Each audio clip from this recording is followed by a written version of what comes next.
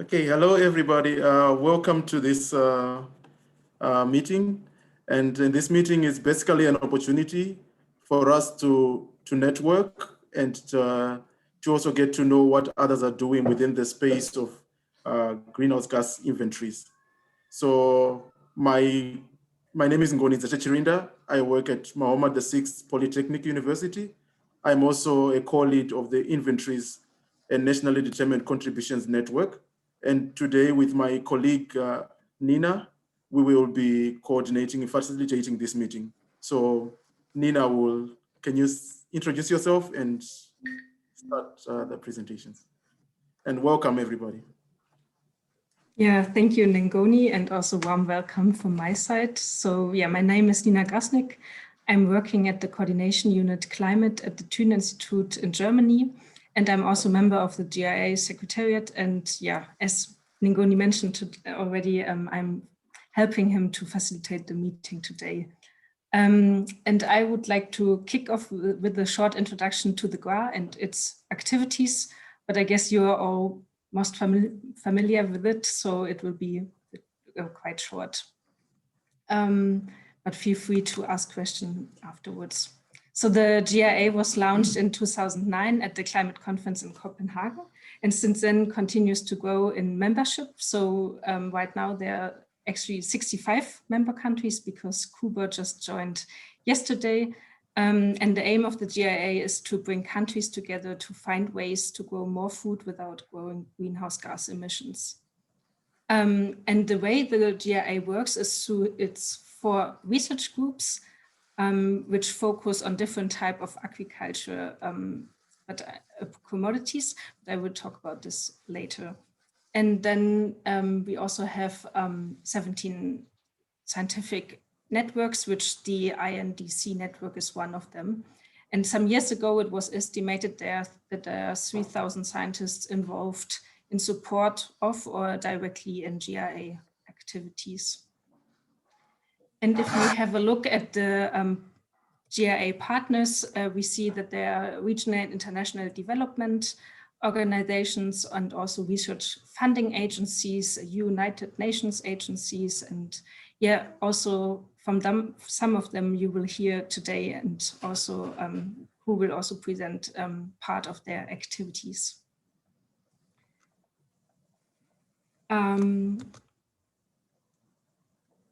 So this slide shows the structure of the GIA. So we have the GIA Council, where we have focal points of each member country. Then we have the 4 research groups which focus on croplands, so reducing emission intensity of cropland production systems. Then we have the paddy rice research group, which focuses on reducing emission intensity of paddy rice cultivation systems. The livestock research group and the integrative research group, which fosters collaboration across all research groups. And last but not least, the GIA Secretariat, including its special representative, Hayden Montgomery, who is also attending the meeting today. And here on this slide, you see the 4 research groups and their research networks. And these research networks are open to everyone, also for people from non-member countries. And you are also warmly invited to join these networks. So just have a look at the GIA homepage to see their current activities, or reach out to us, the GIA Secretariat, so we can link you up with the networks. And as you see here, the Inventories and NDC network is located under the Integrative Research Group. And Ngoni now I will hand over to Ngoni because he will explain you a bit more on the aims and structure of this network. So Ngoni, the floor is yours.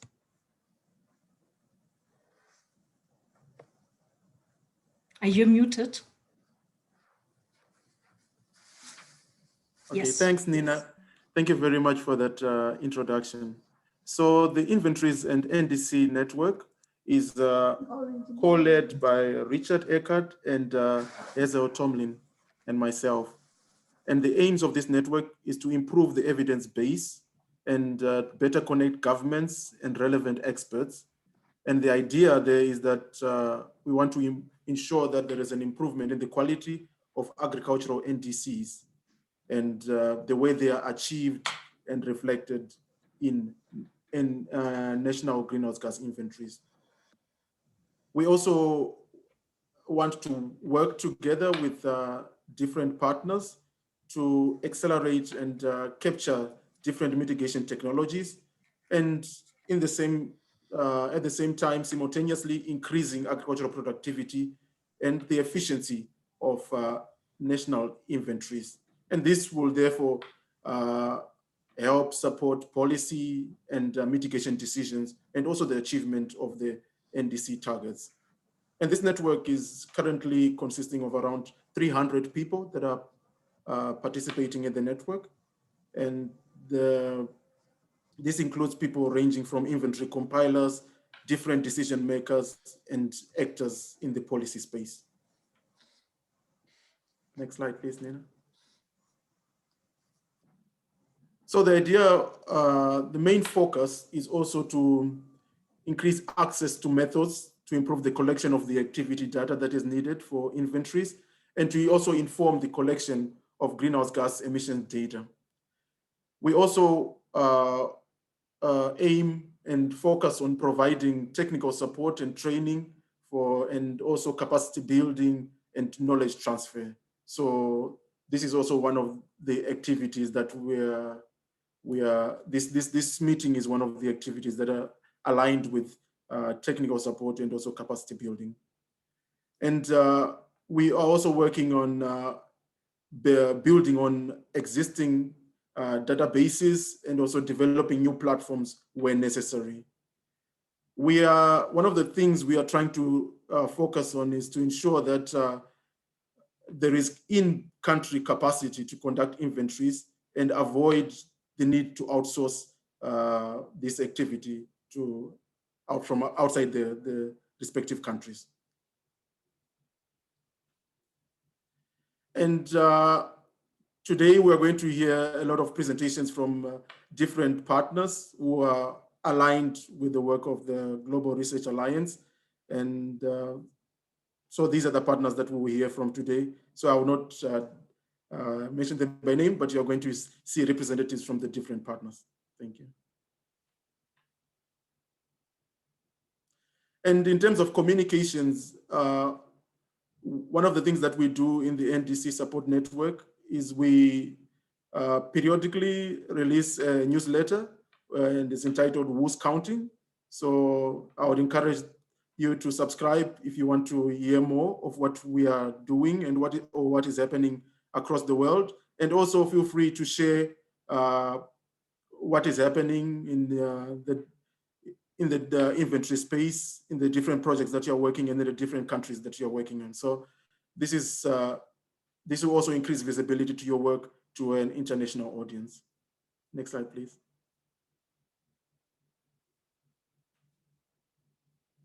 And in terms of future plans, we are planning to have an agricultural sector's inventory compilers workshop. So the date is yet to be decided, but please keep looking at the website. And also if you subscribe, we'll also notify you by email.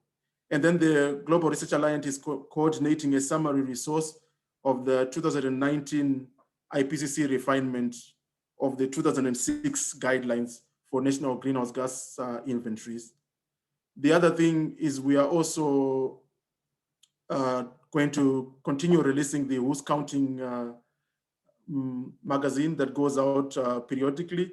And if you have any information, as I mentioned earlier, please do not hesitate to communicate with us, and we'll make sure that we also increase visibility to the work that you are doing. So next slide. So without further ado, allow me to introduce Valentin from the IPCC, who will make the first presentation. So Valentin, can you share your screen? Yes, sure. Let me try. So over to you, Valentin. Yes, thank you. Do you see my screen? me just, yeah, I hope it's visible. Yes, it is. Yes. Thank you. Thank you very much. So my name is Valentina Slivinska. I'm a program officer of the IPCC TSU unit. So, and today I'm going to present an overview of activities on 2006 guidelines. So I'm going to focus on IPCC inventory software development, on IPCC emission factor database population, and on IPCC 2019 refinement. So the most of the IPCC inventory software development made thanks to the supports provided by the UNFCCC Secretariat and also the US EPA. So IPCC inventory software produced since 2012 by the IPCC Task Force on National Greenhouse Gas Inventories, IPCC TFI, to assist inventory compilers in using the 2006 IPCC guidelines. So the software is free to use. It has a free support to users provided by IPCC TFI TSU. And there is a plan for updating to full methods, tiers, approaches within the 2006 IPCC guidelines funded. So the functions of the IPCC inventory software are those listed, provided here.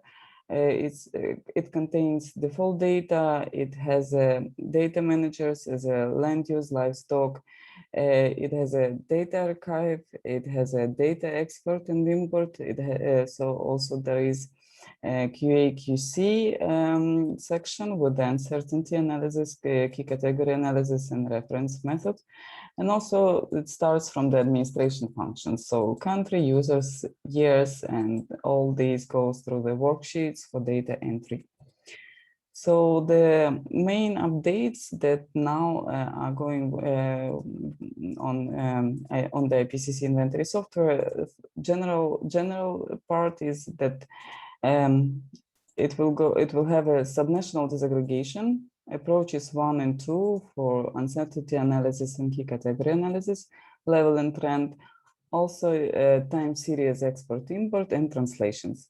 With regard on AFOLU section, it will have a land representation, national, subnational, all approaches included, 1 to 3, tracking of units of land across the inventory time series, annual land transition matrices.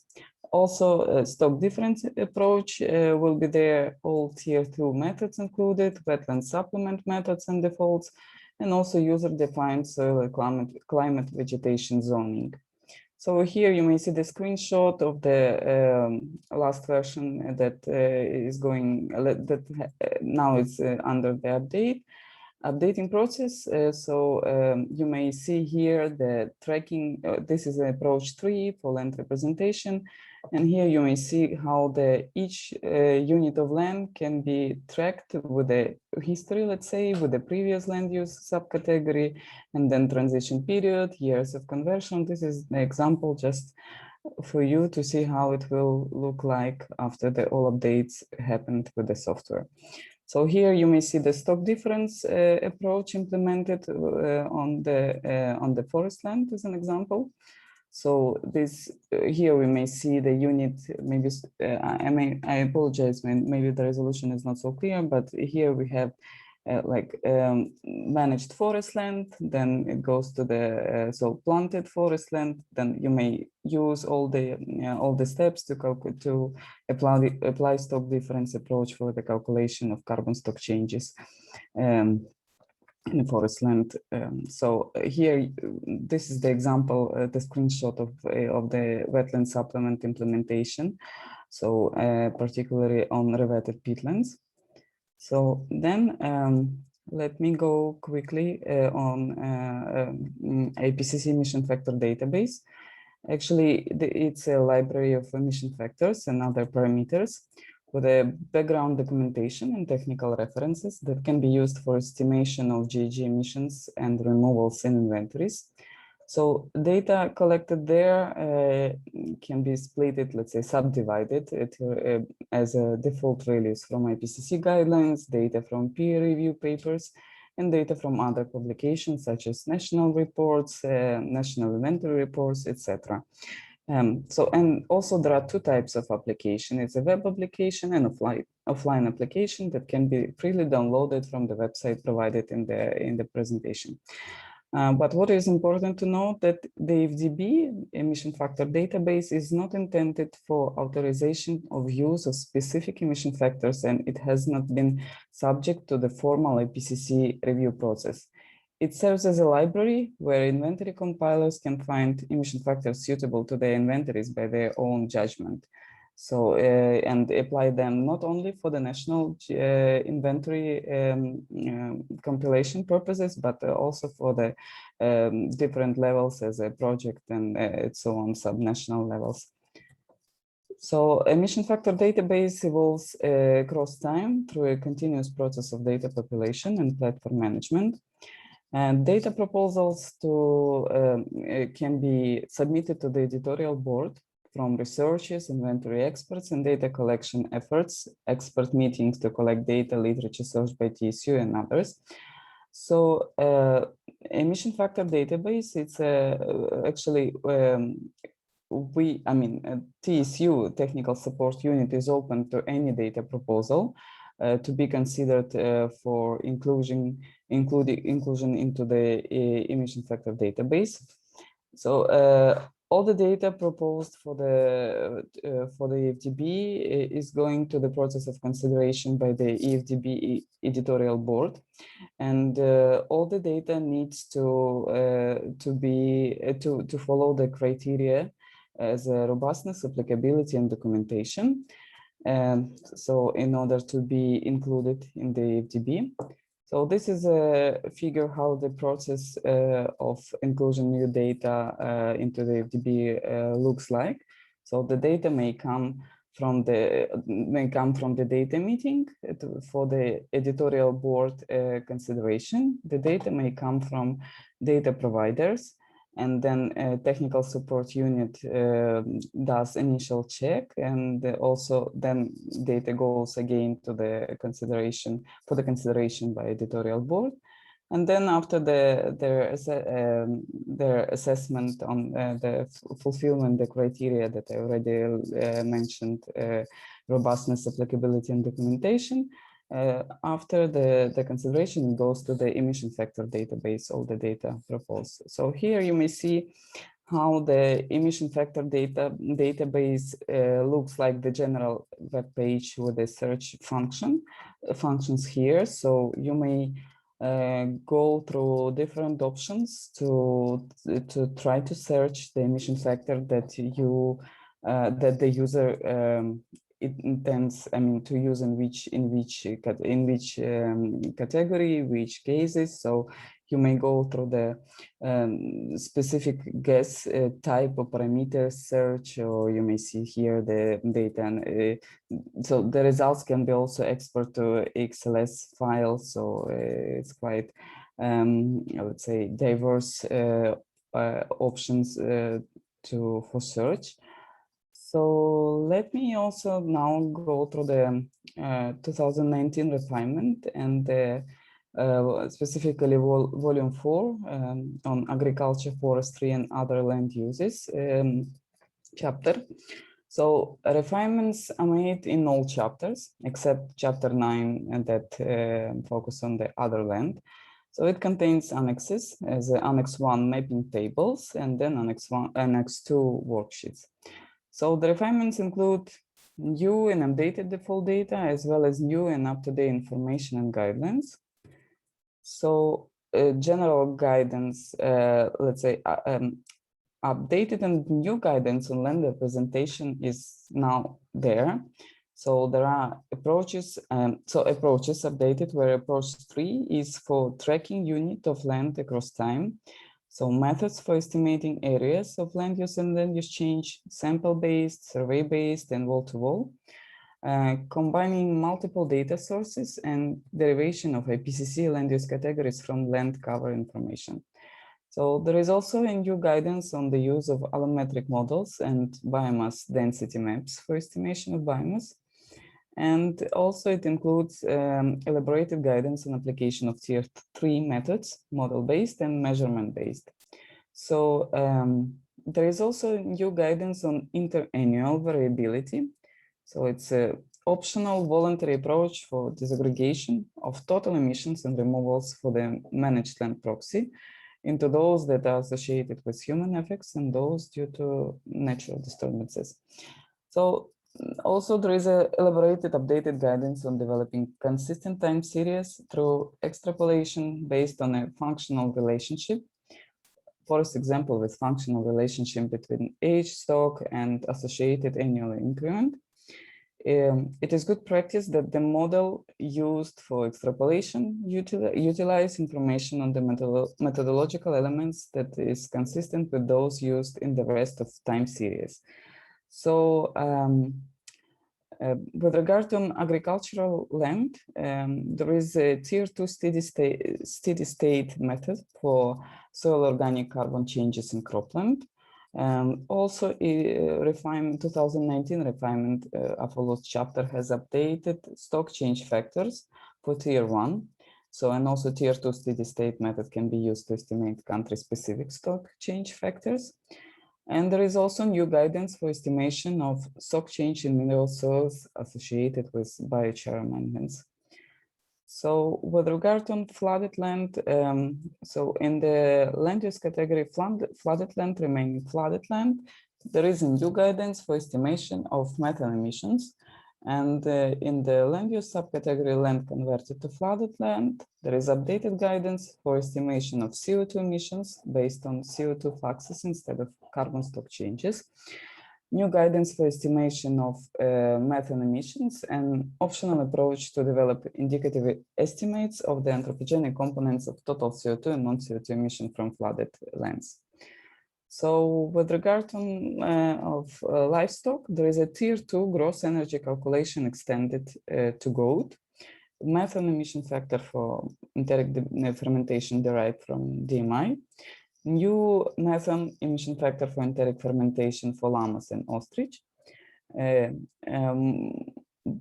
Manure management has a new advanced tier 1A method for consideration of differing productivity systems, such as high and low productivity systems. So definitions are there in the refinement, and there is a distinction between developed and developing countries. This distinction was removed in the guidelines, and default parameters and emission factors were calculated by climate zone or by region and productivity systems.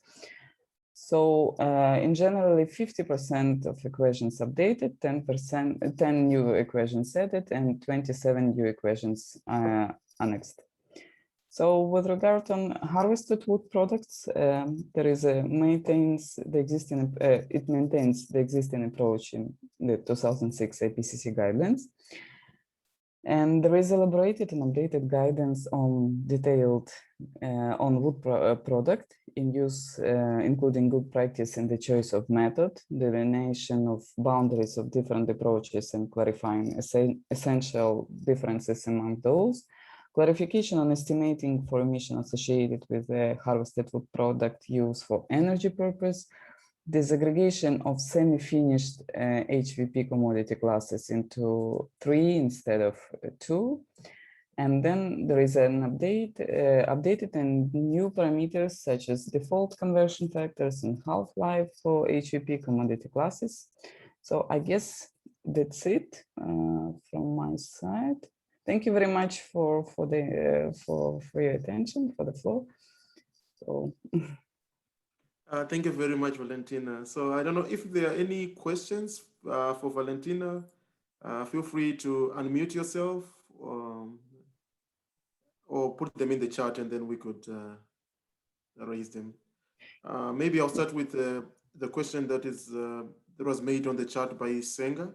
And he says, does the IPCC inventory software run on Mac?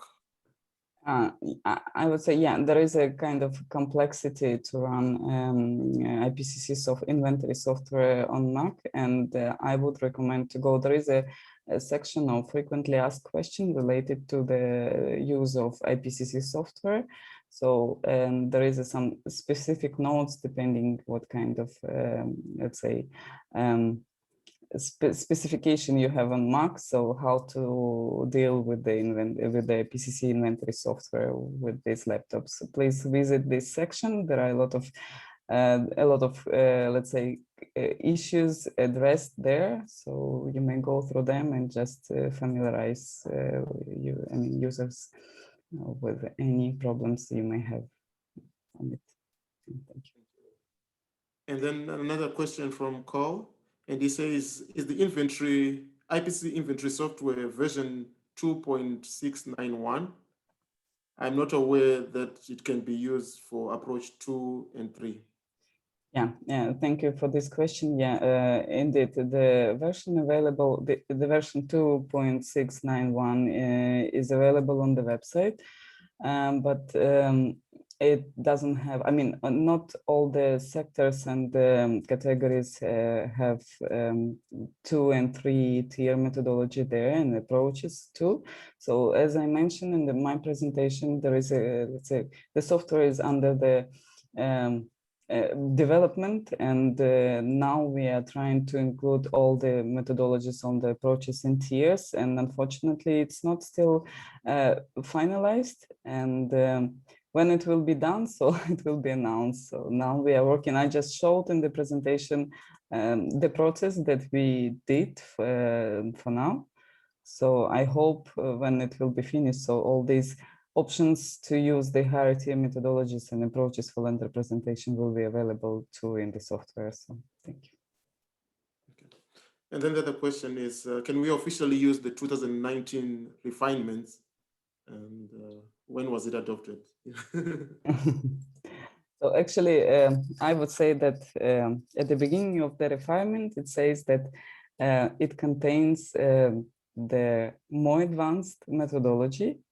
And if the country feels free and finds that this methodology is more appropriate to be used by them, so I guess it can be used freely by the users. So it doesn't matter on which level, so national inventory or some project-based levels.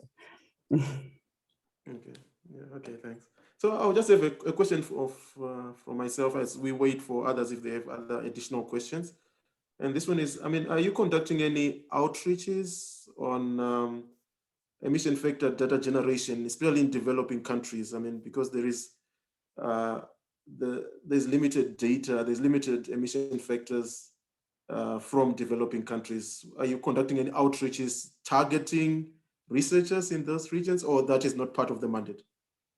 I would say in the emission factor database, there are a lot of emission factors for different sectors that that were derived from the let's say based on the researches done in the developing countries. So depends on the goal, what user wants to find. I guess it can be. I mean, there are some data available.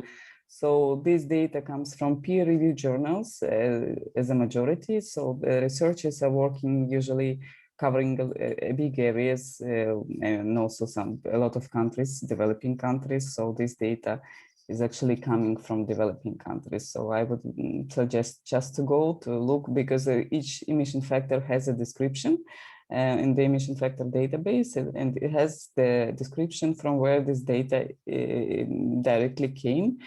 So the region, the country, sometimes it's specific region, even with the coordinates, some geographical location. So I guess you may find there the data from developing countries too, for sure. Okay, thank you. And then there is, I mean, Senga says it's a follow-up question. It says, based on your reply, software under development, what version of the software can be used currently for the national GHG inventory?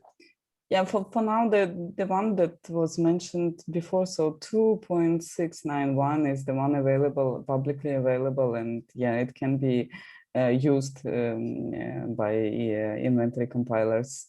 But yeah, so just we wanted everybody knows that it's under the development. So not all the options with the tier 2 or the pros 3 are there. But I guess it's it has an additional complexity for the users to apply it, but at least for the let's say the simple basis, all the equations, all the parameters are there. So the current version it can be used freely. Yeah. So the new version is not going to be available anytime this year, maybe next year? Or? I cannot, No, I guess, yeah, because the process is, we are just, let's say, we have some limited capacity on it. We are working on it, and then I cannot say the deadline when it will be released or finalized. We hope soon, sooner when it will be possible to finalize all the sectors of it. Yeah, thank you. Thank you. I guess those are, I don't know if there are any other questions. If not, maybe, thank you very much, Valentine, for the presentation. So over to you, Nina. Yeah, thank you, Valentina, also from my side for these insights and interesting discussion. Now we move to the second part of the meeting. So we will have 6 presentations from GIA partners and networks who will present their activities that are relevant to the I&NDC network. And I'm very happy to firstly welcome John Stella from the United States Environmental Protection Agency. So the floor is yours. Thank you, Nina. So thank you again for the invitation to participate in the call. I'm John Steller with US EPA's Climate Change Division. I'm one of our coordinators for the agriculture, forestry, and other land use sectors for the US greenhouse gas inventory, coordinating that effort with my colleague, Tom Worth, which I know many of you have worked with. So today I'll be presenting a little bit on EPA's latest capacity building program titled the Transparency Accelerator, which is recently underway, and the program focuses on helping improve the technical capacity of developing countries as they are transitioning to the 2006 guidelines in supporting of their future reporting needs under the Enhanced Transparency Framework. Our 2 primary tracks of work include the development and update of a suite of tools that EPA currently has that both EPA partners and other developing countries will be able to use to assist them for various aspects of their greenhouse gas inventory development. And I'll go into a couple specifics on those in the next couple of slides.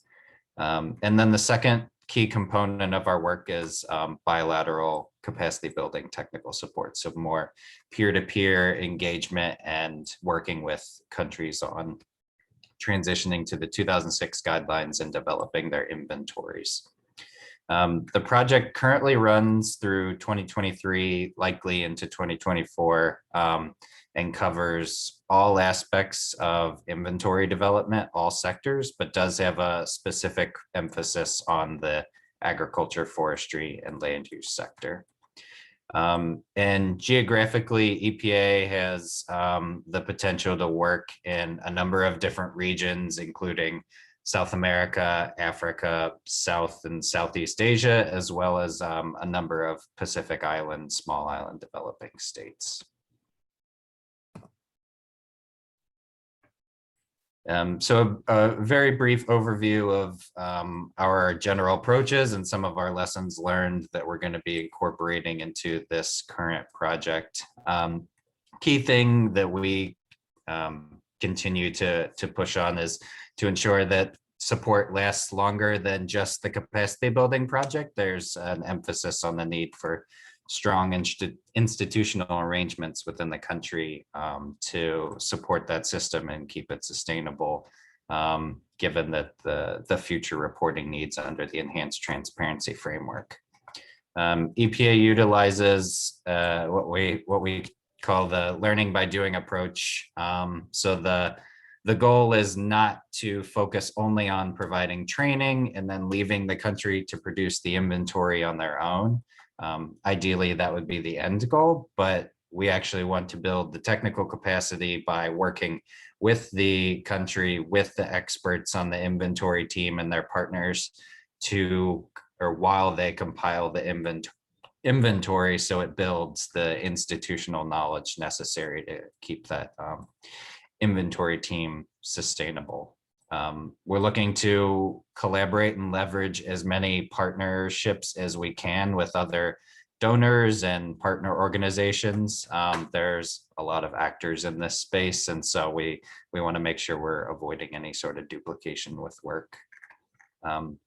And we're going to be tapping into a lot of our key expertise within the US government as part of our own greenhouse gas inventory development, specifically for agriculture and land use.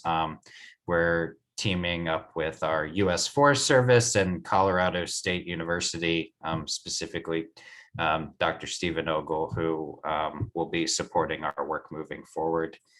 And then a key piece of our work is the use of EPA's National Greenhouse Gas Inventory System Toolkit.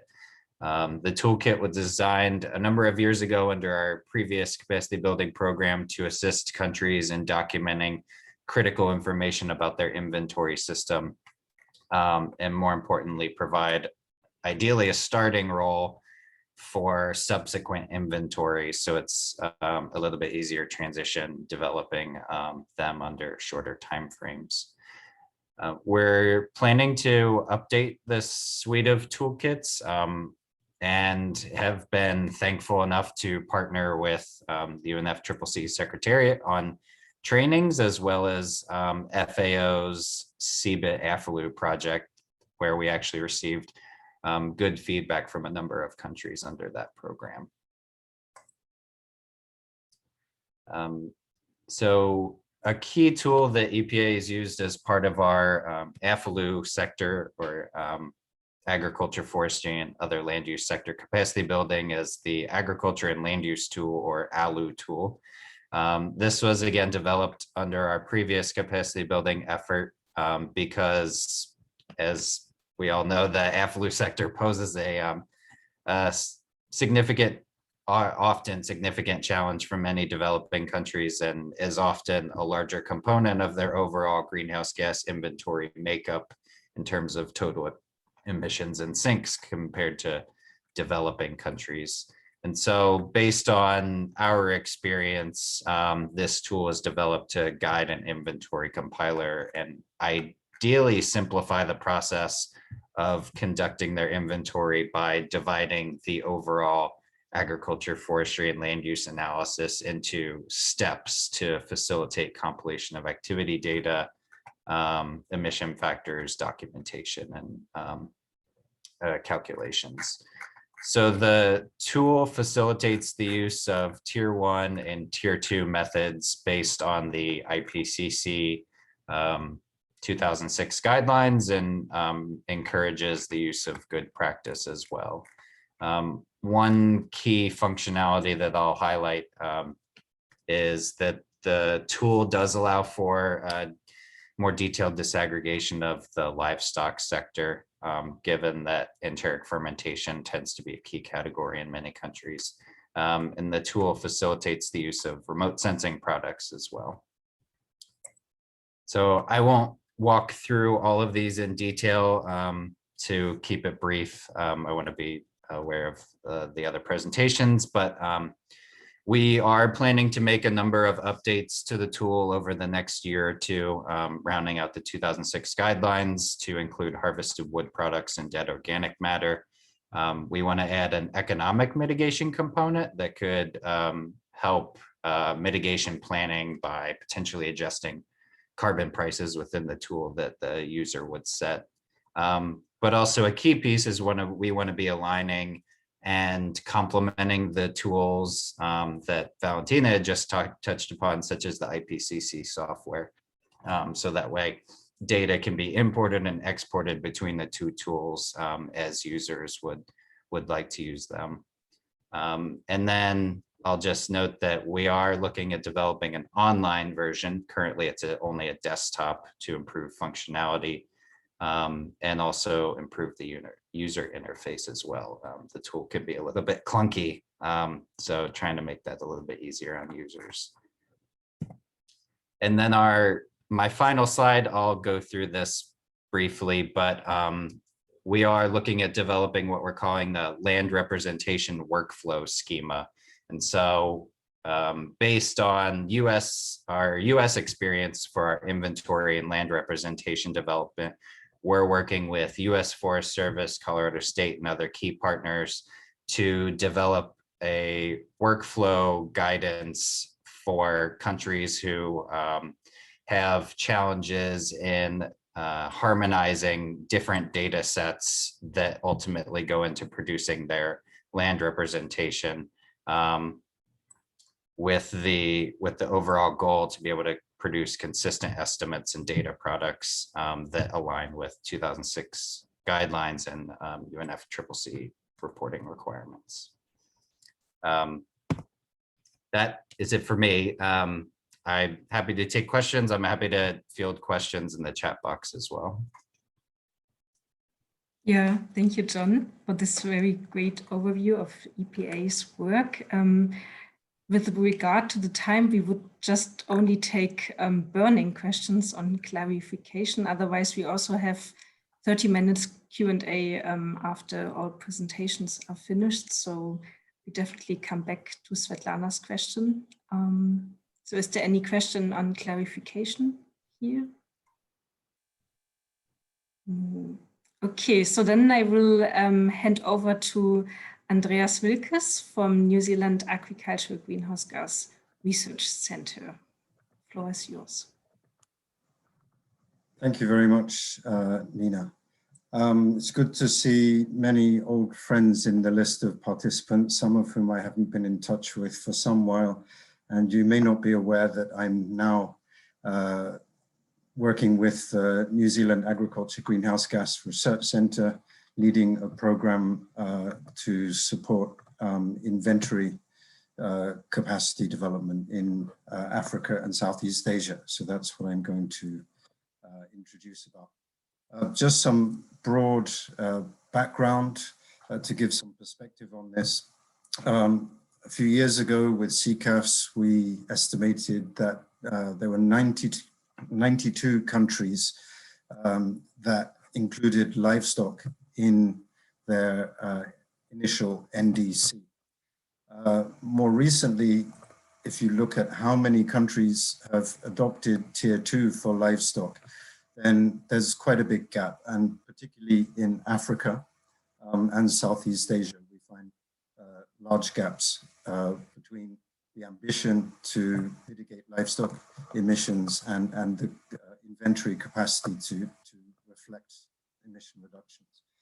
Similarly, in agroforestry, some work together with Todd Rosenstock at ICRAF. A significant number of countries around the world have included agroforestry in their NDCs. 70% of African countries have included it.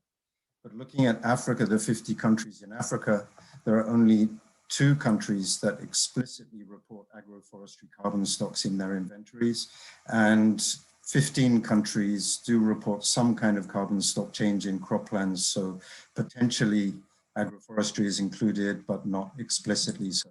So the point about this is just to mention that there's a very large gap between countries' ambitions and the capacities of the inventory to track progress towards those ambitions. So with this kind of a background, New Zealand's Ministry of Foreign Affairs and Trade and Ministry of Primary Industries are supporting an initiative that aims to improve national GHG inventories, particularly with a shift from Tier 1 to Tier 2, and given New Zealand's own background with a focus on livestock, but not exclusively on livestock. But also to link developing country scientists with global science, innovation and technology partnerships with a view to improving knowledge about low emission agriculture development options in line with NDCs. Specifically, the program, which will run for 4 years, so from this year until 2024, there are 5 general lines of support.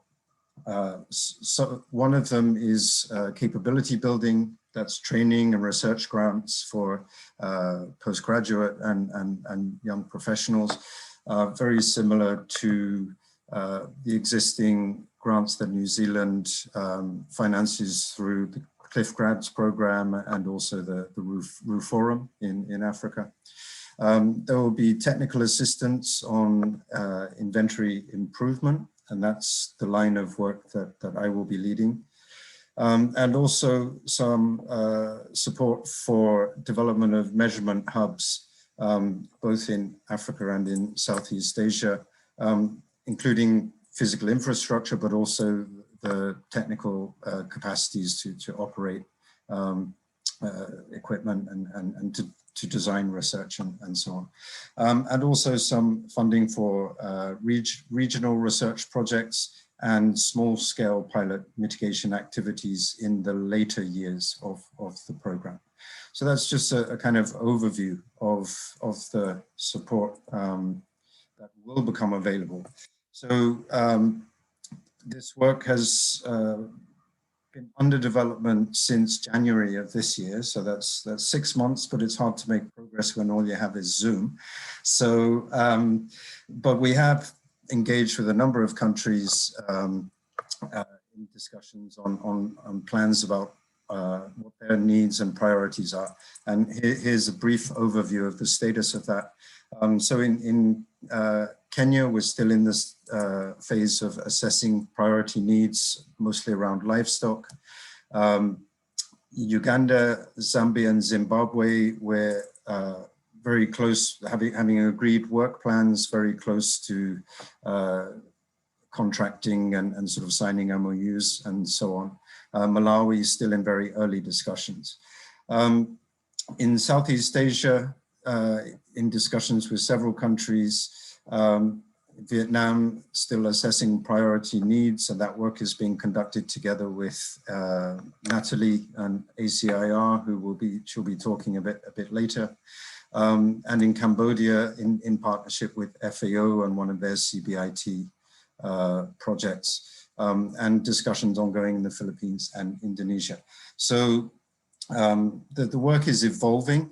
I hope that brief presentation gave you an idea of the scope of the work and the type of activities that we might be doing. Just some of the things under discussion: Tier 2 livestock greenhouse gas inventory compilation, including not just compiling an inventory, but also capacity building, strengthening institutional arrangements.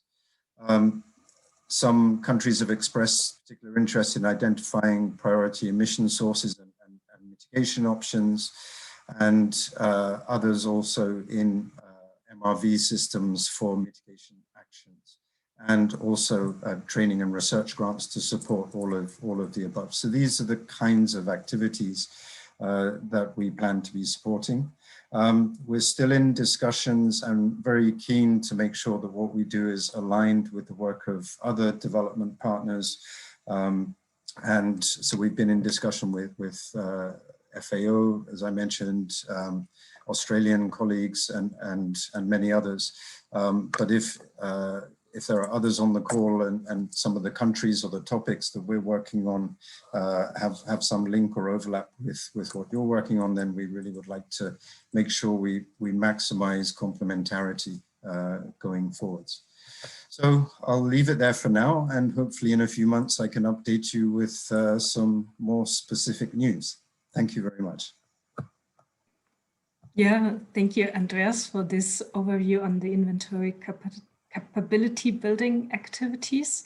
And again, I would like to ask the participants if there's any burning questions on clarification. Otherwise, we will leave the discussion for the end.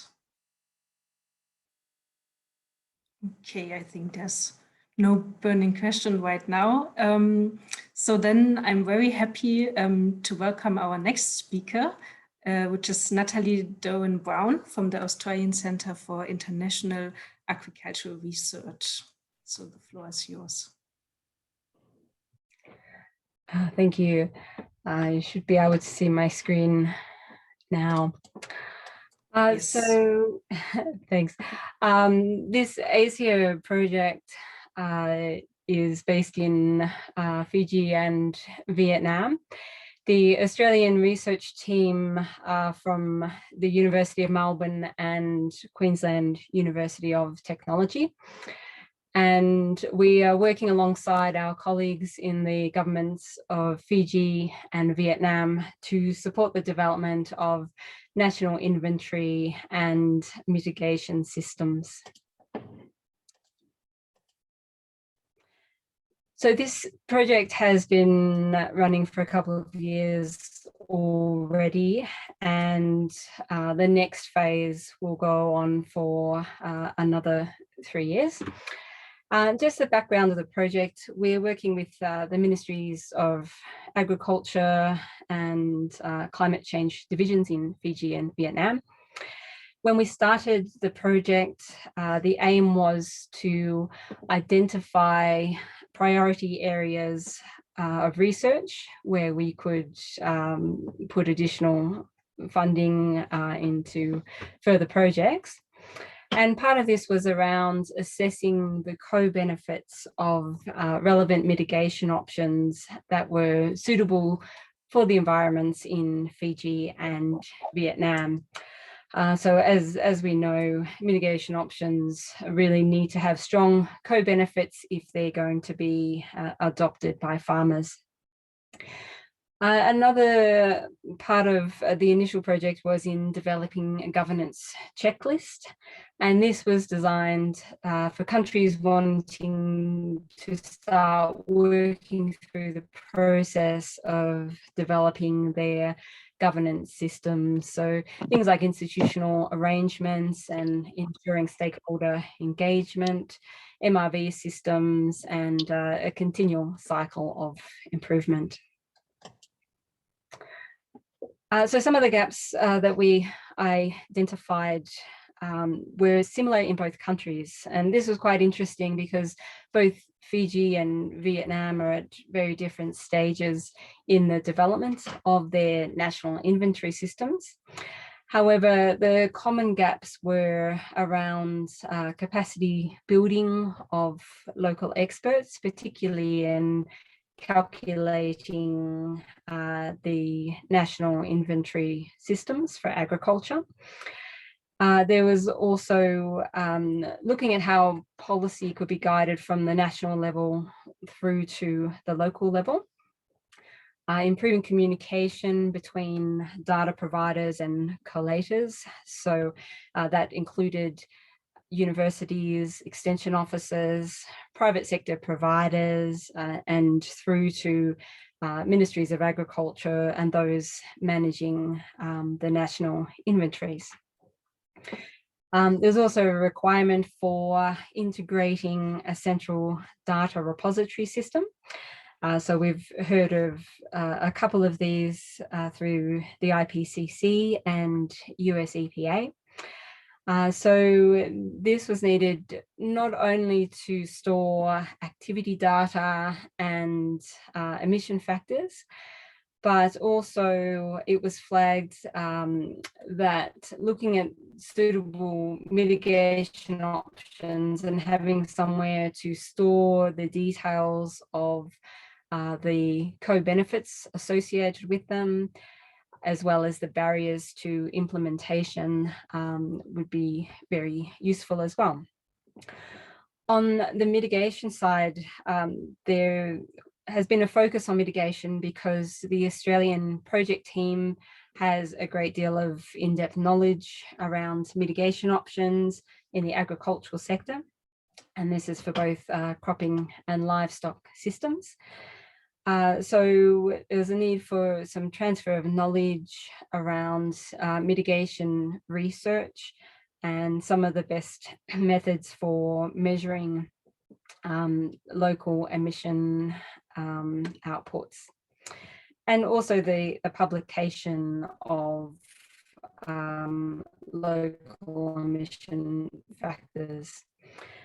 And so the next step along after identifying mitigation options was the need for a cost-benefit analysis of specific options to see if they were financially feasible in those systems.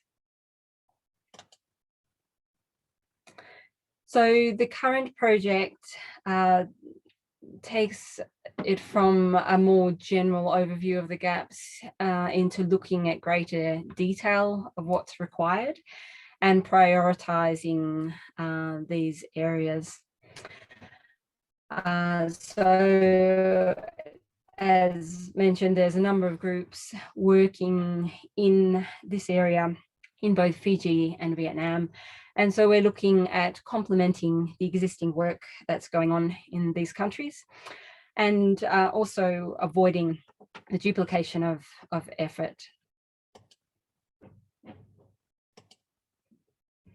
So potential areas that we've identified, and again, because our project team does have a focus on mitigation, we potentially will be looking at developing some selected mitigation options and doing some on-the-ground research into emission factors with our in-country partners.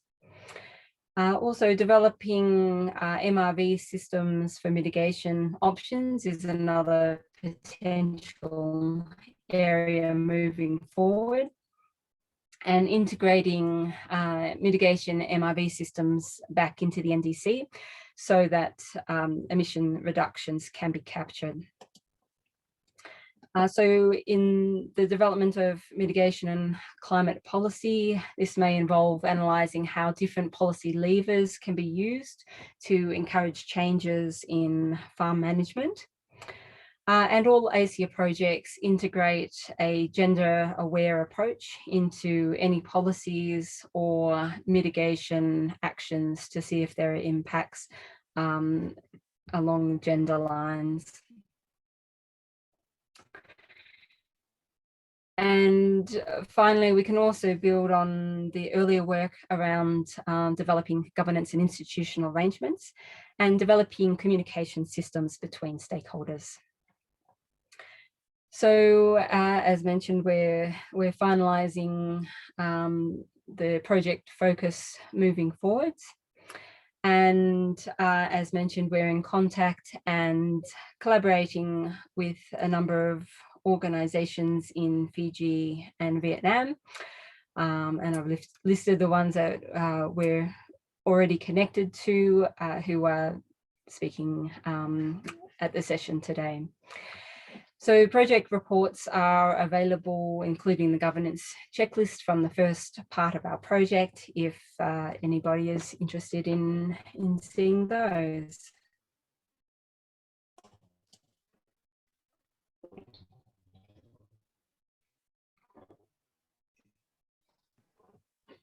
Yeah, thank you, Natalie. You just mentioned the project reports. If you have the link at hand, feel free to share it in the chat. And as we are just on time, I just want to ask the participants for some clarification questions. And also feel free to put further questions in the chat that we can address in the question answer session after the next 3 presentations. So also, again, a reminder to our 3 last presenters, please be on time so we have the full 30 minutes in the end to discuss all your presentations. It would be great. So yeah, I don't see a clarification question here. So then I will give the word to Mirella Salvatore from the FAO Enhanced. I'm sorry, I mixed up the speakers list. I think it was first Alyssa Benchimol from the Greenhouse Gas Management Institute. I'm sorry for this.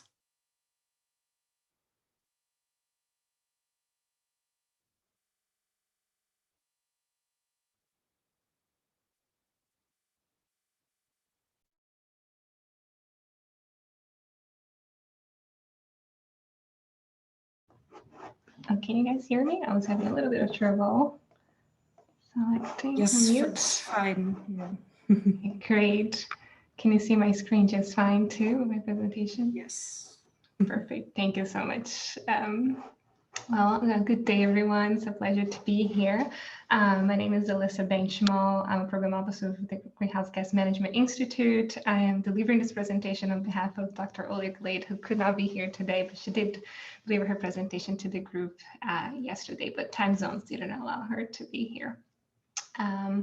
I'd like to introduce you a little bit on the Greenhouse Gas Management Institute current engagements. So first glance, some of you are familiar with our education side. GHGMI has online courses on all IPCC sectors and are designed for both beginners and experienced professionals. We assist countries on establishing and strengthening their MRV systems, including GHG inventories through virtual and in-person engagements, collecting and disseminating good practices for GHG inventories, training sessions and workshops, as well as a coaching and mentoring. And we use a pragmatic learning by doing approach whenever possible. We also support national GHG systems by developing templates for sector activity data collection and activity data software. We have completed a first installment of the activity data collection software for the energy sector, and it's our hope to be able to expand that for future sectors as well. Now I'd like to give an example of the GHGMI work to continue on the Asia Pacific theme as presented by Natalie on our project under ICAT in Fiji. So the project objective for the ICAT project is to establish sectoral MRV systems for agriculture to build national capacity in developing the blueprint for the MRV system of mitigation for agriculture sector, improving national MRV systems for the agriculture inventory sector, which is prioritized by the government in Fiji, as well as applying ICAT modules to policy impact assessment in the agriculture sector.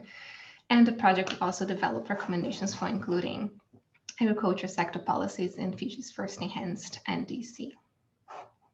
So here's a glance at our vision of the project in the form of a roadmap. The three cornerstone background of the project are, in other words, also fundamental for the GHG inventory. They are first identifying and strengthening institutional arrangements to enable robust and sustainable data flow for agriculture, GHG related data, identifying data sources and pathways, and third, mastering methodologies for GHG inventory in the agriculture sector and policy assessment methods. These would feed into building a robust evidence base for policy assessment and building a sustainable national system. The next layer in blue here is the outcomes and expectations that will result from the project, such as growing the national expertise and improving their inventory. And the fourth column in purple is the changes that we hope for as a result for this strong foundation that we're building through the project, such as potentially leading to having a national inventory team and contributing to country-specific emission factors.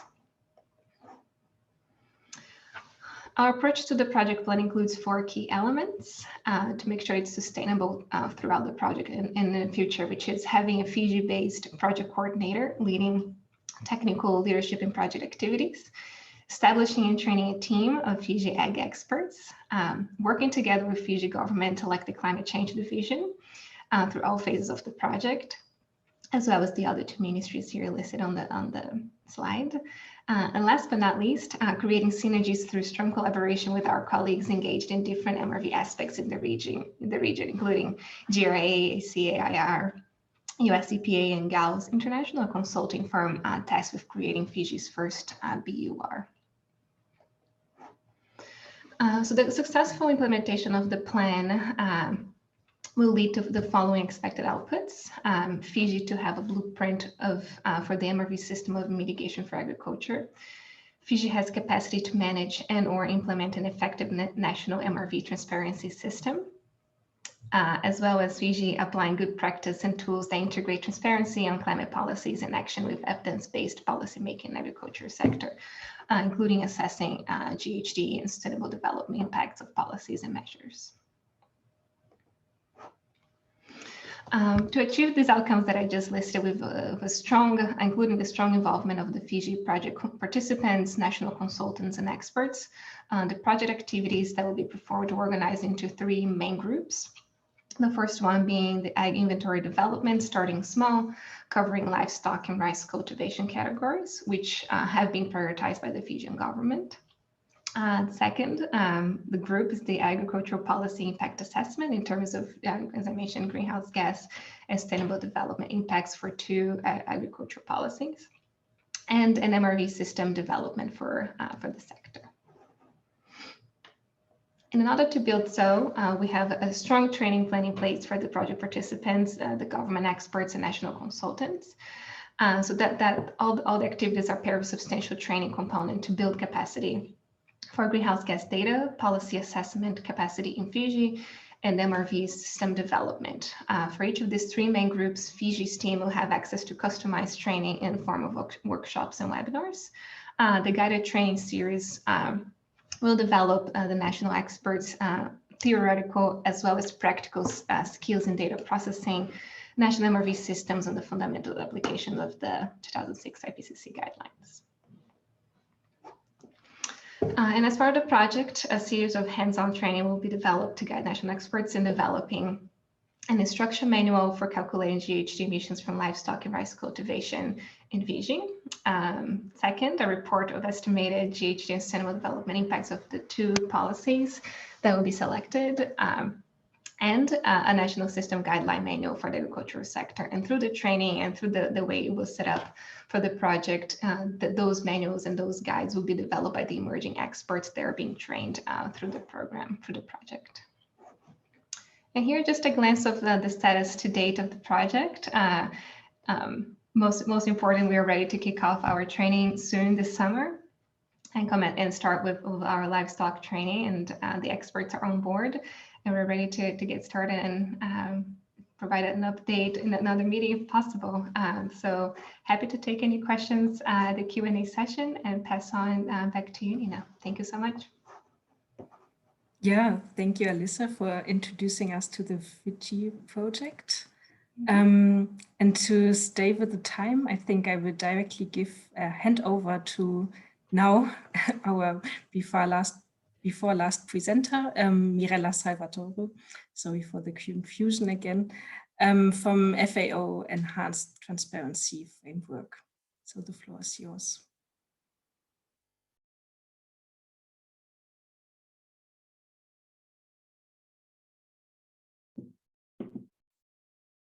Thank you so much, Nina. I'm trying just to set up the computer to be, oh, okay, here we go.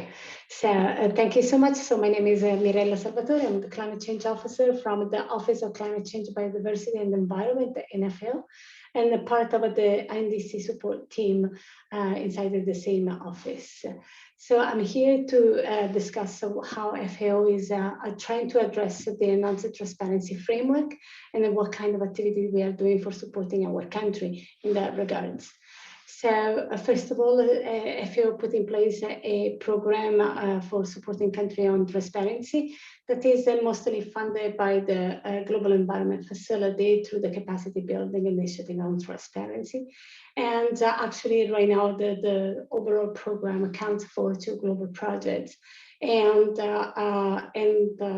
almost 15 national civic projects with a very particular attention to the AFOLU sector, as you can imagine. That is an FAO mandate for that.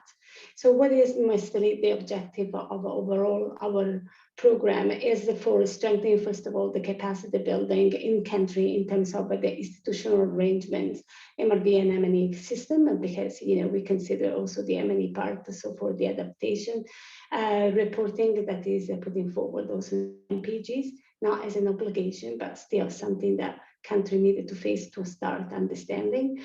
Developing a series of global products addressing the country needs. Most of these development products are not new developments. Sometimes it's just reassessing and addressing the transparency requirements in already pre-existing products. And we tended to build on the knowledge sharing and peer-to-peer exchange.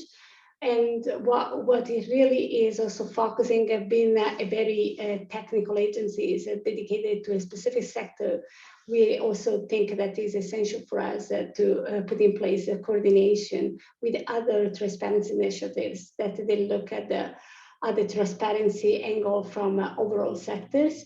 And so for this, we tend to work with several transparency initiatives, but today also with a lot of the colleagues that we are working with, that they're here not necessarily calling transparency initiative, but it's a wider perspective of a collaboration with others. So what actually we do is, so we have these country capacity activities where we try to focus mostly on the so-called one-to-one mentoring. So having a very close relationship with the country experts and guide them through a process of supporting them to address the ETF requirements. We put in place a webinar series for discussing in details the different sections of the MPGs. We develop a specific training, sometimes also at the regional level over country specific. And then we try to mainstream and bring the issues of complexity and learning more from the country about the complexity of the AFOLU sector in a regional workshop, partnering with our main collaborators. Regarding tools, I will discuss a little bit more in details in the next slides. Regarding the knowledge sharing, we've set up a proper website where we try to address what FAO is doing in terms of enhancing transparency framework. We set up a so-called transparency in agriculture and land use sector network that counts for more than 400 network members, mostly involved in the national greenhouse gases inventory, but also overall in the BUR national communication, I&NDC announcement activities. We're also creating, and we are almost launching at the end of this month, the roster of transparency practitioners, where all our network members, they accepted to have a kind of window where explaining and putting themselves for being contacted for sharing lesson learned knowledge, but also providing some technical assistance if it is needed. Regarding the coordination, we continue partnership with any other actors, and that is also the reason for being here in this network. And not only because part of the GRAB, but also interested in really seeing also this inventory and NDC network growing. We tend to try to develop joint products with our coordination collaborators or proper specific events. And we also trying to enlarge our outreach by disseminating our knowledge, information, and products, and also activities through the network, through the other collaborators' main websites or newsletter. So looking specifically in the tools and products that we are developing, we are really putting in place a very wide range of tools, from modeling framework, data set, methodology, guidance, templates. We have been, as I said, reviewed several ones that are already available all over, and try sometimes to just address that specific tool for the ETF requirements. But we start also to listen to the country needs. And so based on that one, we start also some new development of specific tools. And the tools, they range from the institutional arrangement products. And so we are just launching shortly the AFOLU data template and the biannual transparency report guidance and roadmap that is done jointly with the Partnership on Transparency for the Paris Agreement. We've been working together with the US EPA, revising and also distributing and testing in the country the revised institutional arrangement templates. Regarding the MRB and M&E products, we have a wide range here. I try to just to stick to some of them, like the MRB guidance, the land representation tool that we know very well is becoming really the most critical part for developing country in order to address the land use change emissions. But our work, as I say, is also focusing on the I&NDC, where we are working a lot on, first of all, we did a huge databases trying to understand how the AFOLU sector was addressed in the first submission of the I&NDC. And we just launched at Substack the poster for the new update according to the new I&NDC submitted. Based on this information that we have been collected, we are producing an NDC AFOLU navigators where country can have a look how other country identify the way how to address the AFOLU sector in the I&NDC. We are also working on the issues because of the transparency requirement, also working on try to understand and help country to produce some tools for understanding how to track the progress of the I&NDC. And also several times countries have been addressing the problem in how to set the baseline and scenarios. So here there are also several other tools that we are putting in place, also some kind of e-learning series. Where it is the specific focus, as you can see, is in the AFOLU sector, and there are free open e-learning tools that you can even download on your own personal computer and run through. Forthcoming by the end of the summer, we have 2 new products like the assessing uncertainty, but with a specific focus on the land use section. And then also the course in estimating methane emission from livestock and enteric fermentation at the tier 2 level. We did a series of webinars on the MPGs, already addressing several of the specific components of the MPGs. In the forthcoming 6 months, we are going to address mostly the component of the NDC tracking and also the adaptation reporting that is becoming the new main topic where countries they need to start to learn. So about what's happened to us, we started when, COVID was not necessarily part of our plan and the future plan. So we had to reshuffle the way that we were working. And so when we saw these difficulties of traveling and to go and visit directly the country, what we thought was really to take advantage of this situation and try to build a virtual network. And that is the main reason why we also set up the Transparency in Agricultural Land Use Network. That is an open network to everyone with a specific focus for sure on the transparency issues. It's inclusive, is very friendly, no formality in being part of the network, where the main objective that country share their own experience, their lesson learned, the best practices, but also I must admit that we also hope that countries share also their concern and their challenges in order to help us really to provide some reply and some support.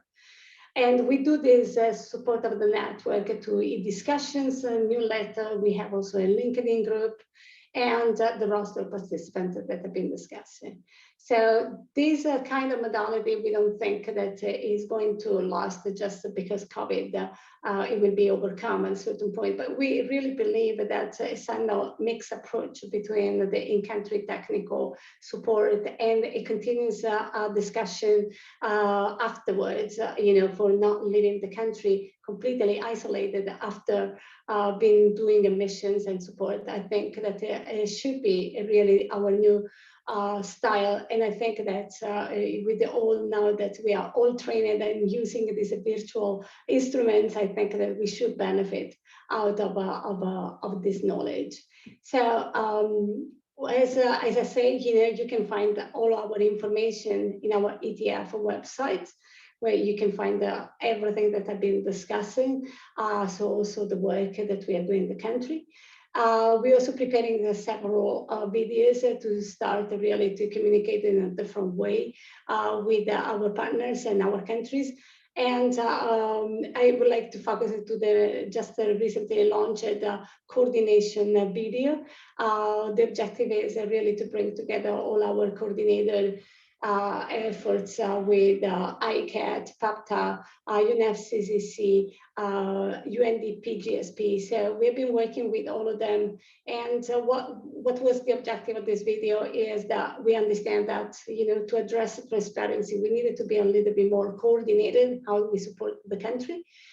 Because several times in terms of institutional arrangement, we ask the country to have more coordination, internal coordination. So we really believe that also giving them some good example of a coordination between the different agency and support that provided could be really a good example for moving towards really the non-transparency framework. So I think that I want to thank you so much for this opportunity to explain what we are doing in our work. Yeah, thank you, Mirella, for this great presentation on how does FAO address transparency.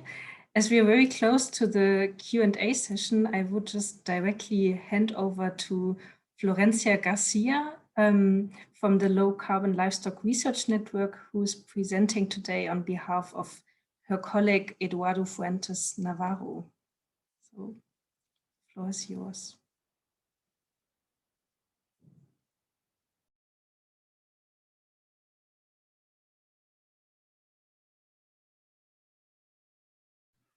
I did unmute myself. Sorry. Yeah, now we can hear you. Yes, sorry. Do you get to see my screen? Yes, perfect.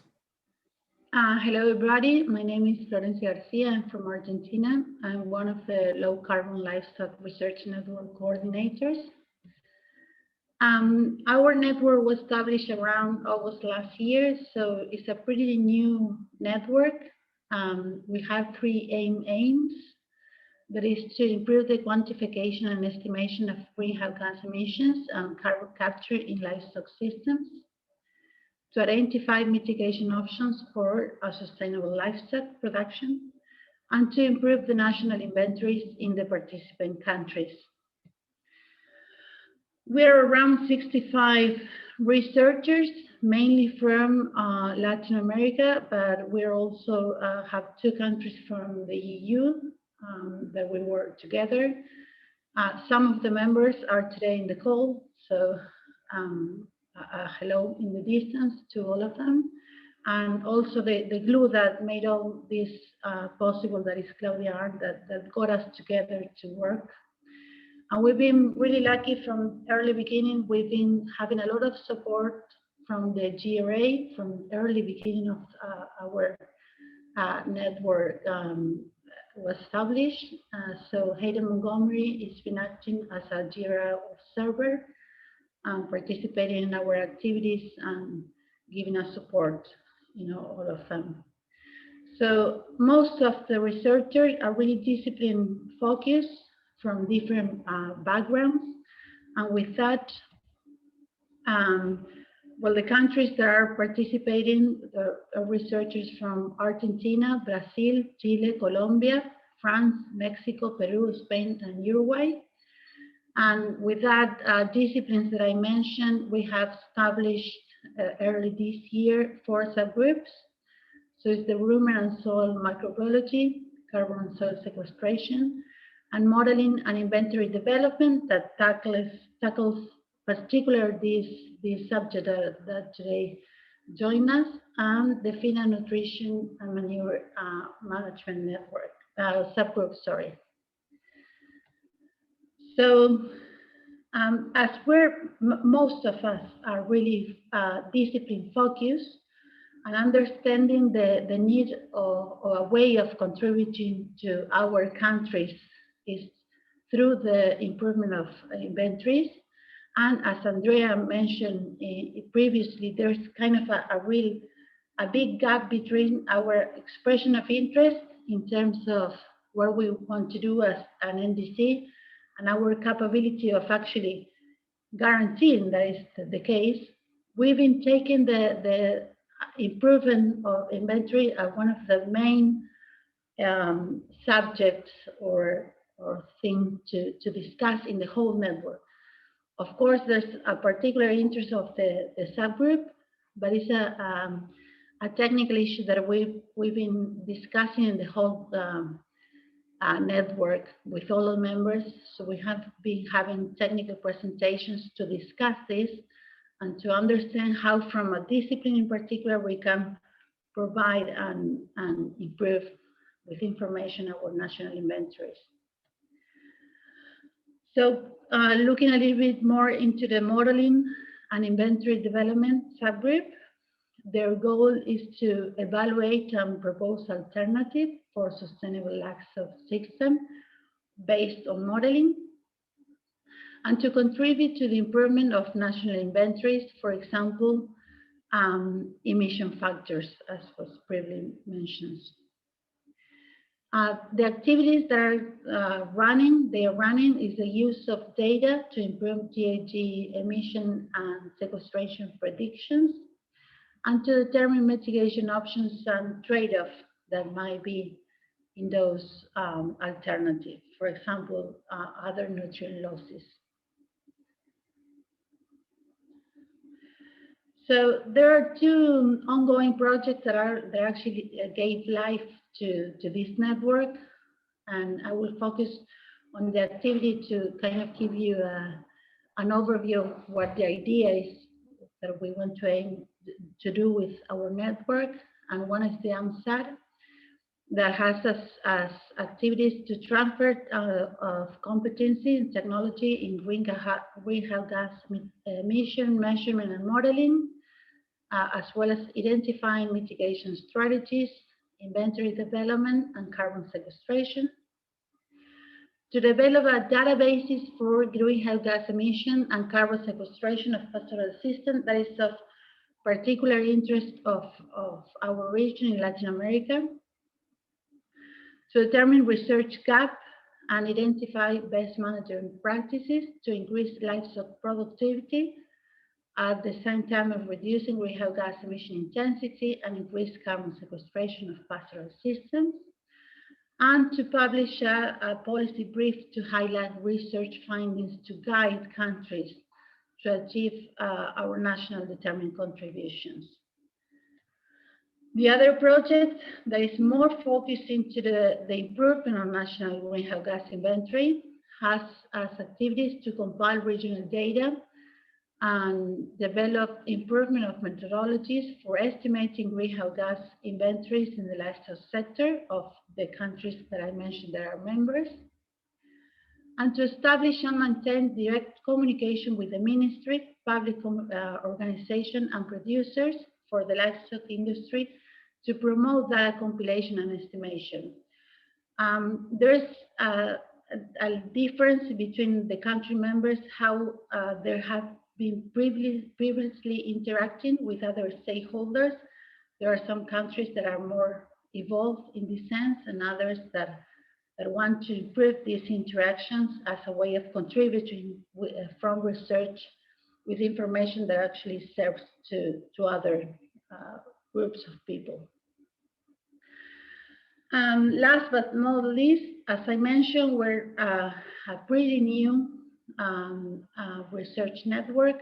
We're finding and defining our dynamic, and we want to we're really thankful with this opportunity that kind of gave us the opportunity to open the door to get outside from that. This will be the first activity that we're actually outside the network, and understanding that collaboration is a way to foster the improvements in where we're all aiming. We thank this opportunity to leave the door open for future collaboration. So many thanks for the Inventory and NDC network for this invitation. So that we all from my side. There you have the contact. Eduardo Fuentes is the MID subgroup co-leader. That's why he should be present, or will be more appropriate. And I'm Florencia Garcia. So thank you very much for this opportunity. Yeah, thank you, Florencia, for presenting the activities of the Low Carbon Livestock Research Network. And with this, I'm happy to also open the general Q&A session right now. So we have about 25 minutes. And there was an immediate question to Florencia that I might maybe start with. So from Ashley Sills, where will you be publishing your work on gaps in the inventory? As I say, we're starting with our interactions. Some of our research members had previous collaboration and others were starting. So places to be publishing or presenting our are not yet established, but there will be, we aim to establish research papers that will, of course will be in, but for policy briefs, we're aiming to get in contact with ministries from our local countries. Okay, thank you. I think in the very beginning we had 2 questions for John from Svetlana and Sega. I don't know if you want to ask your question live. Otherwise, I can also read it out here. Okay, so Svetlana asked, in our national statistics, perennial crops, tea and coffee, are excluded from agricultural crops. However, we have included them in the inventory as part of cropland class. Do you think this was right? And Sega asks, what's new with the ALU tool compared to the IPCC software? Thank you for your questions. I'll maybe address the ALU one first. I might have to think about the second one a little bit, or the first one a little bit more. I think that probably the main differences at this point between ALU tool and IPCC software, and Valentina, please feel free to correct me if I'm wrong on any of the IPCC software pieces, but ALU does allow for the incorporation of GIS-based data on the land use change derived from remote sensing imagery, and essentially facilitates the development of emission maps to the extent that the activity data emission factors vary spatially. The other key piece is that the ALU tool facilitates the mitigation analysis using the inventory software as a baseline based on the 2006 IPCC guidelines inventory that's ultimately developed in ALU. And this is where I'm a little bit less familiar with IPCC. The ALU tool does allow for tier 2 methodology within the LULUCF sector, and I know there's a number of updates planned for the IPCC software. So I don't know if Valentina or Sandra want to cover the IPCC piece. Yeah, thank you, John. Yeah, you're right. Yeah, you're correct. So on the version that is available of the IPCC software on the website, indeed, approach 3 that you mentioned, for instance, using the satellite images. So it's not yet implemented, but it's under the development and under the update. And in the presentation, I showed the screen. I mean the screen with the example how it will work after in the new version. So yeah, we are developing. So yeah, thank you, John. You correctly described the differences for now for the current version available. Yeah, thanks. We haven't quite started the updates that I had mentioned to the ALU tool. I think where we've encountered a couple similar challenges in terms of getting those updates up and running. But we have those planned over the next year or two. What we're envisioning is keeping a current version of the tool available online to use that will then be compatible with the updates that are incorporated later on. Okay. I think Sega, you have a direct comment to this? Yeah, do you hear me? Yes. Okay.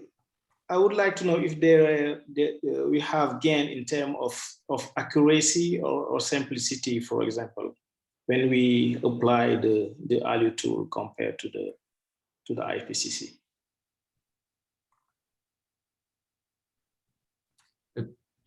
Sorry, my audio cut out a little bit. Could you repeat your question? So when we apply the AFOLU tool, do we have gain in terms of accuracy or in terms of simplicity?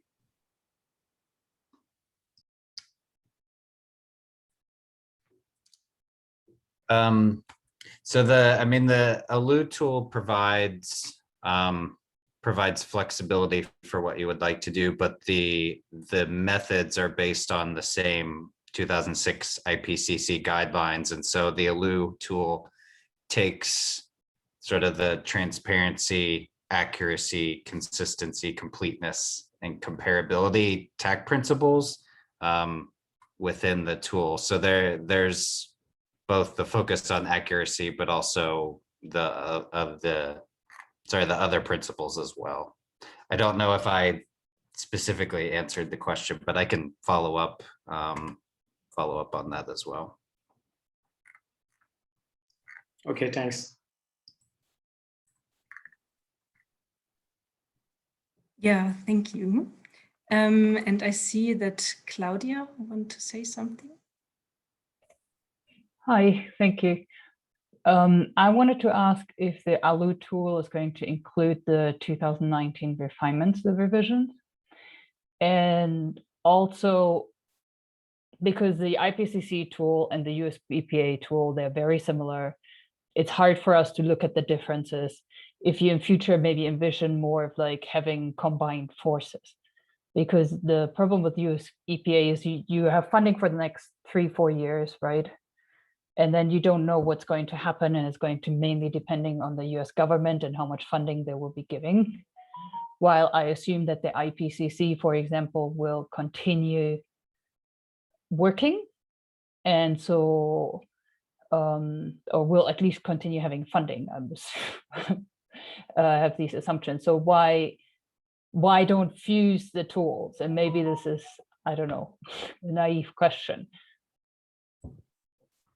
No, it is a good question. I'll address the first one, that incorporation of the 2019 refinements is one of the potential updates we're looking at.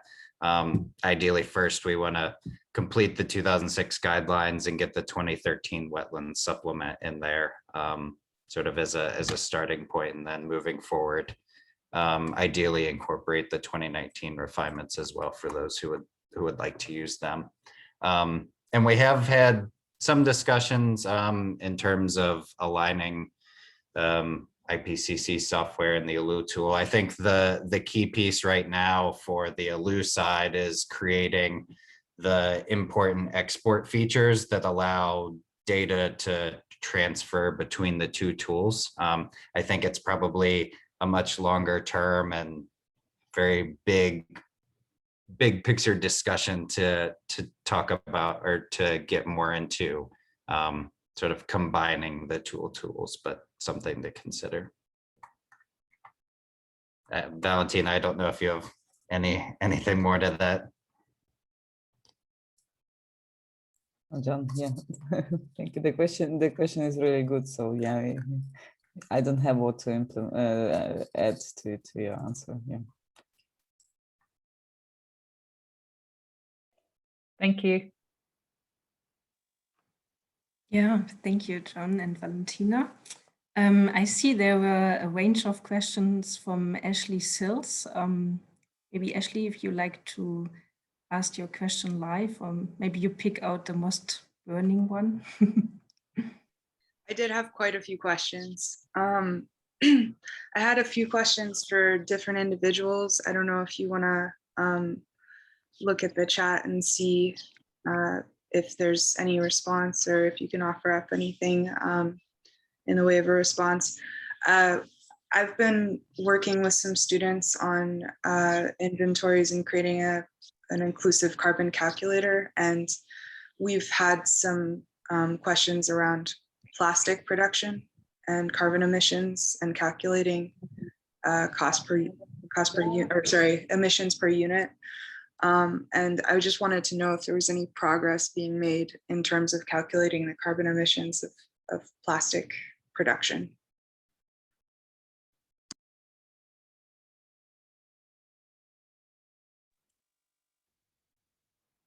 Maybe that would be more for Valentina, I guess. I apologize. I may follow up on this question because actually I'm mostly dealing with AFOLU subsector, let's say, and then I may follow up with the email on it, just updating with the colleagues if it will be okay for you, Ashley. Okay, thank you. And is there a plan to centralize all of the kind of resources that were mentioned today at all? In a spreadsheet maybe, or? Okay, I guess the recording will be available online and the GRI website. And so basically you could also visit the GRI website and get access to the resources presented here and also other resources that will be generated in the future. Okay, thank you.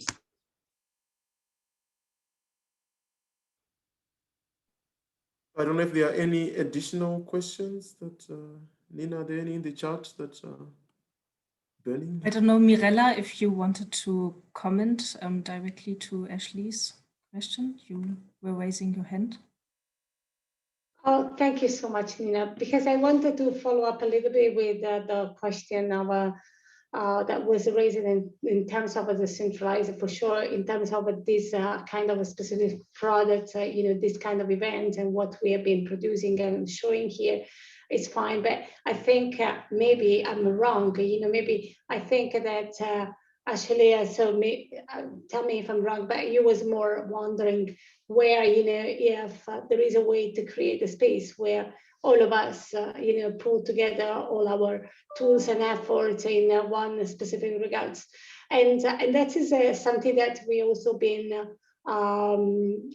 we have been also trying to understand and identify. That's the reason why we several times tended to outreach other agencies, other programs, and ensuring that our products are visible in the others, just because, just to make it in some way, every kind of place is a spot where everything can be contained.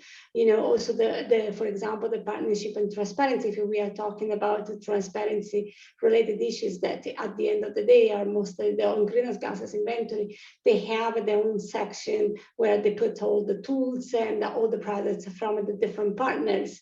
And also UNFCCC is coming out with a website related on tools on transparency under their transparency page. And indeed, we are starting populating that part, and I mean, I think that more the issues is from the different service provider that, it's a huge effort to try to identify one location. We think that the UNFCCC one should be or could be the ones that could also maintain all this kind of information, but it's an effort for all our program to put in place a proper communication officer that, is maintaining the closer relationship with the main platform to try to distribute and ensure that all the products are in the same place. But we really understand that, it's a little bit complicated, and sometimes also several tools that they seem so like the same, and it's difficult sometimes for country to pick and choose, the ones that is the most adapt. We try to have a sort of a brief description on each tool, so to try to give a clear understanding of what is the main topic, what you are going really to address with that one. But I think that the effort is sometimes a little bit complex. But we are trying to do our best. But I'm just saying for everybody, maybe we should explore that if there is a place where everything should be contained. Yeah, thank you. I think that was actually part of the things that we needed to discuss now in the next phase on how we can work on collaborating. And because there is, as raised by Marta also in the chat, there's a lot of commonality in the things we are doing. So Andreas, I think you have your hand raised. You can weigh in. Yes, thank you, Goni. I was listening to Marilla and recall that a couple of years ago, CCAFS and GRA established a repository called the AgMRV website, so agmrv.org, which has some materials that were original from CCAFS and GRA work, but it also had links to a lot of the other related materials. And yeah, it's not a perfect thing. In particular, it has sort of publications and links to tools, but it doesn't have the kind of up-to-date information on who is doing what now. But it does have some other functionalities. So if there is some discussion going forward about that, maybe you want to, it wouldn't hurt to remember there's already agmrv.org as a kind of a platform.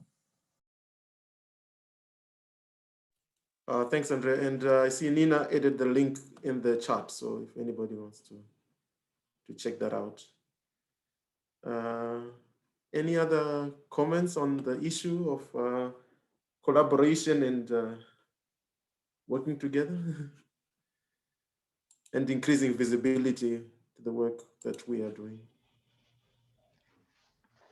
I think I did have a question from Ashley that I will be happy to address. Ashley, correct me if I'm wrong, but I interpreted you asking if we're open to expanding the training from expert to be including community members.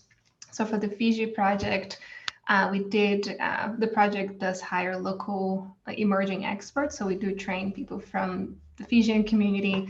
I'm not sure if you meant other folks outside the project to come to trainings. And I'd love to follow up that with you and Dr. Olia Glade too for this upcoming training that we have for Fiji. So please let me know if you would like to clarify your question, but for the Fijian project, it's very highly focused on deliverables for their ag inventory and policy assessment. So the group tends to be a little bit more limited in group number of people, but we are always open to hearing from research and learning institutions if they'd like to contribute in any way.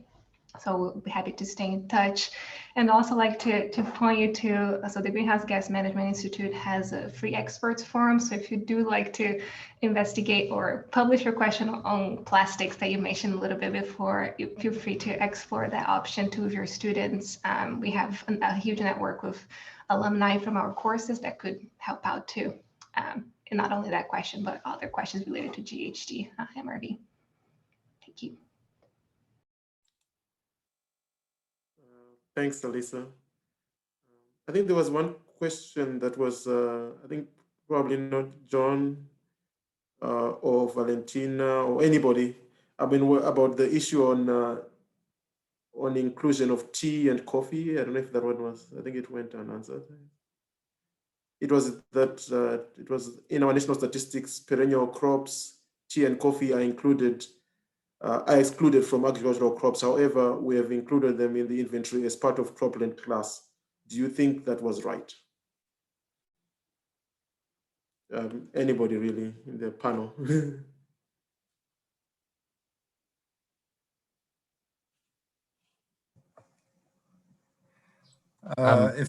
If I may, yeah. Oh, sorry, John. Just from my side, I won't say if it's right or not, but from our review of how agroforestry is represented in inventories, what Rwanda has done is similar to what many other countries do. The key issue seems to be whether tea and coffee meets the national forest definition or not. But different countries do it in different ways, and many countries have done what Rwanda has done.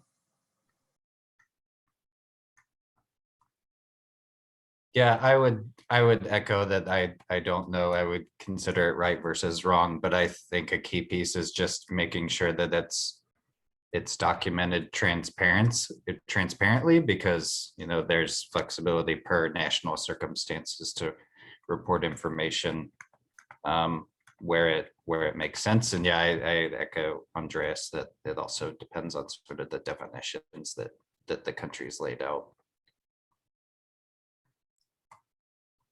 I do agree, yeah, with the responses. Yeah, it depends on the threshold for the forest land, and then it's a country-driven process. So the country may define focusing on the forest land at first, and then going like with a hierarchy down, and considering these specific crops for each land use category. Yeah, so I agree with the responses too. Okay, thank you very much. I don't know if there are any other burning questions or any other final thoughts from the panel in terms of the issue of collaboration and moving forward.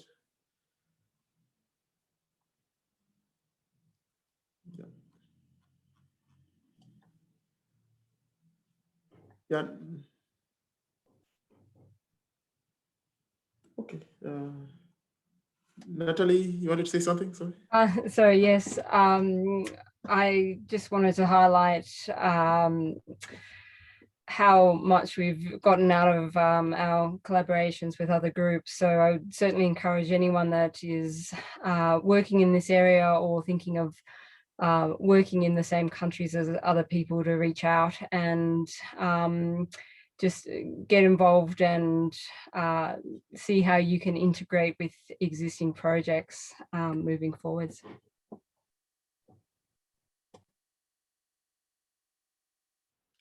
Thank you very much. So I think we've got to the end of the meeting, and thank you very much for participating in this meeting. And now that we are in touch, let's stay in touch. Please visit the websites for the different institutions that made presentations here to learn more. And also please visit the Global Research Alliance website to learn more about the work that we are doing. And we will also try to keep shedding a light on the work that is also happening in the different institutions. Also, please, if you have anything that you want us to highlight in our newsletter, also please send us a short summary of that anytime soon. And all the best, and have a great morning, afternoon, or evening, depending on where you are. And thank you very much to the presenters. It was amazing. Have a great day. Thank you. Thank you, guys. Also, big thank you from my side. Thank you so much. Bye. Thank you. Bye. Thank you. Bye, thank you. And Ngoni, we stay, no?